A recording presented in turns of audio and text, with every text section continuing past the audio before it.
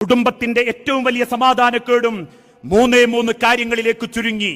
ഒന്ന്, പരിഗണനയില്ലായ്മ. രണ്ട്, അമിത ദേഷ്യം.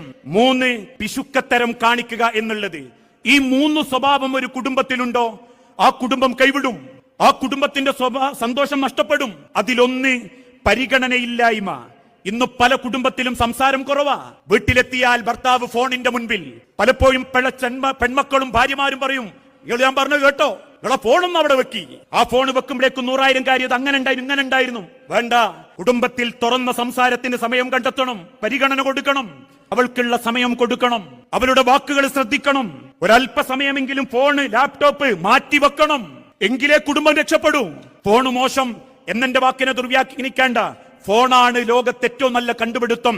ഈ ഫോൺ കൊണ്ട് തന്നെയാ കുടുംബം തകർന്നുകൊണ്ടിരിക്കുന്നതും. പല കുടുംബത്തിലും സംസാരിക്കാൻ ആളെ കിട്ടുമ്പം പണ്ട് കൂടെ പഠിച്ച 10ാം ക്ലാസിന്റെ ഗെറ്റ് ടുഗദറിന് ഒരു ഹായും കൂയും കിട്ടി വിഷമങ്ങൾ അന്വേഷിക്കുന്നവന്റെ അഭിനയത്തിന്റെ തോന്നലുകളും അഭിനയത്തിന്റെ പൊലിപ്പിക്കലും കാണുമ്പോ കുടുംബത്തിലെ പെൺകുട്ടികൾ അതിന്റെ പിന്നാലെ പോകുന്നത് എന്തുകൊണ്ടാ?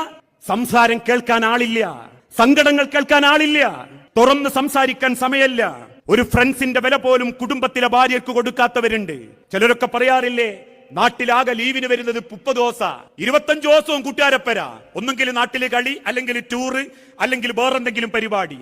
എനിക്കെന്റെ വീട്ടിലൊന്ന് പോകണമെങ്കിലോ എന്റെ കുടുംബക്കാരടുത്തൊന്ന് പോകണമെങ്കിലോ സമയം കിട്ടാത്ത അവസ്ഥ. ഒരു ഫ്രണ്ട്സിന്റെ പരിഗണന പോലും എന്റെ ഭർത്താവ് എനിക്ക് തരുന്നില്ല എന്ന് ഒരു വീട്ടിലെ പെണ്ണ് ആശങ്കപ്പെടുന്നുണ്ടെങ്കിൽ, എത്ര അധ്വാനിച്ച കുടുംബം പോറ്റുന്നവനാണെങ്കിലും അവനൊരു നല്ല ഭർത്താവാണെന്ന് അള്ളാന്റെ ഹബീബായ നബി തങ്ങൾ പഠിപ്പിച്ചിട്ടില്ല. കുടുംബക്കാർക്കിടയിൽ പരിഹസിക്കുന്നവരുണ്ട്. പെണ്ണിനെ പരിഹസിക്കും, നാട്ടുകാർക്കിടയിൽ കുറ്റപ്പെടുത്തും, ഉണ്ടാക്കുന്ന ഭക്ഷണങ്ങൾക്ക് പോലും കുറ്റപ്പെടുത്തും, ഒറ്റപ്പെടുത്തും. കുടുംബത്തിൽ സംസാരങ്ങൾ ഉണ്ടാകുമ്പോ, കുടുംബ ജീവിതത്തിൽ ഒറ്റപ്പെടലുകളൊക്കെ ഉണ്ടാകുമ്പോ ആകെ സംരക്ഷിക്കാൻ കഴിവ് അല്ലെങ്കിൽ സംരക്ഷിക്കേണ്ടതാരാ? ഭർത്താക്കന്മാര്. അവര് പോലും പരിഹസിക്കുകയും ഒറ്റപ്പെടുത്തുകയും ഒറ്റിക്കൊടുക്കുകയും ചെയ്യുന്നുണ്ടെങ്കിൽ പരിഗണനയാണ് മനുഷ്യരെ കുടുംബത്തിന്റെ സമാധാനം. ഏത് തിരക്കിലും എന്ത് തിരക്കിലും സ്വന്തം കുടുംബത്തിലെ ഭാര്യയുടെ വാക്കുകൾ കേൾക്കാനിരിക്കണം, ആശങ്കകൾ സംസാരിച്ച് പൂർത്തീകരിക്കണം.